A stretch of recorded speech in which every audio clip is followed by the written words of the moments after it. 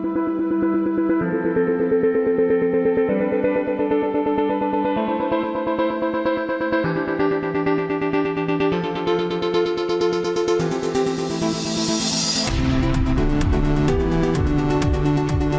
everyone, my name is Matt, and welcome back to the VoidCraft server, where someone has been very hard at work. If we take a look out of my windows here, we will see that something has appeared since the last episode, and it's out the front here as well. So first thing we're going to do is we're going to go and take a look at this. So this wall here is the work of Hydra. He has been very hard at work over, I want to say, the last 2 or 3 days. He's pretty much built this, which is very impressive. I think it's looking really, really awesome. I absolutely love it. But Hydra is not the only one who's been hard at work. If we go down into my shop here, we'll see that I also have not been slacking. Yes, that is right. My redstone shop is now pretty much all fully stocked. If you take a look at these, all full of repeaters there, all full of comparators there. Over here we have a load of droppers and a load of dispensers. The only two I haven't yet done are the observers and the pistons. I will be getting to those as well. I've also added this chest with the lectern. This is for if people want a redstone machine built, they can leave me a request in here in this book, and I will give them a quote for coming and building that for them as well. You will also notice that I have now got my shaders turned off at the moment. That is at the request of a few of the guys from my Discord. They wanted me to do an episode without shaders, so this is it. Maybe you guys could let me know down in the comments which way you prefer. If most people like it better like this without the shaders, then I will keep it like this. If most people prefer it with the shaders, then I will turn those back on for my future episodes. But now we are making our way back to Leader, where I plan to start a rather large project today. Now the project in question that I am speaking of is planning out what I want the terrain around here to look like. Now I've said before that I want to have this area like encircled in almost a full ring of mountains that then opens at that end. So my plan today is to get like maybe just a wireframe of what those mountains will look like. I'm by no means ready to actually start on the terraforming yet, but I want to at least have an idea of where those mountains are going to meet the ground and the general shape that they are going to be. Now to that end, I've got myself a couple of shovels here. This one's got a bunch of stone and a bit of dirt in, and this one has andesite and a bit more dirt. And we're basically just going to see how far this can take us in terms of building up a wireframe. I'm probably going to start on this side. And now without any further ado, let's jump into a coffee-fueled build session, and I'll see you guys on the other side.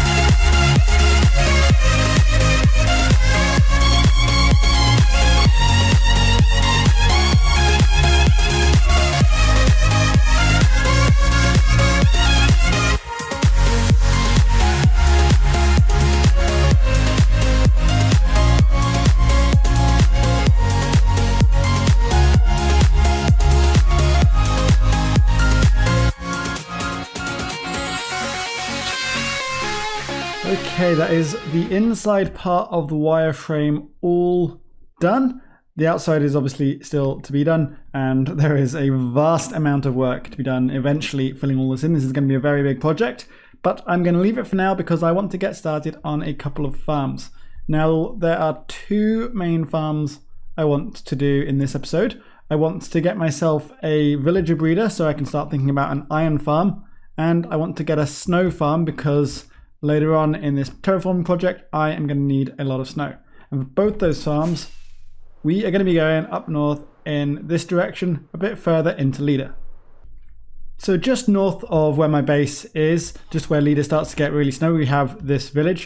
You can see my base is just over there, and wow, that actually looks pretty cool. That is going to look awesome when that mountain is all done. Right, I have now built up the building for my villagery here. We have the carrot farm in there, and if I just walk around to the side here, you will see on this side in there, that is where we will have the 2 villagers who are actually going to produce all our babies, which will then drop down. The babies are going to get held in that little block there, and when they grow up, they will float up and over into a little holding cell here, and I will then build up a system with mine carts that will fish them out of there whenever I need them. However, as yet there are no villagers actually in there to make it run, which means I now get to do something which, you know what, to be honest, I have been excited about this since the start of the season. This has got to be probably one of my favorite things in Minecraft to do. I think this is anyone's favorite thing, really. I can't think of a single person who doesn't like doing this. And that thing is, of course, moving villagers. Yep, loving this, really am. If this guy would just get in there. Nailed it. Okay, that's the farmer sorted. Okay, this is the last one coming down the track. So hopefully, come on, go in. No! Are you serious? The other one went in fine. Okay, here we go. I think, covered all my bases over there. So the only possible place for this idiot to pop out of the car should be onto the correct block now. So let's give him a push, and hopefully this works.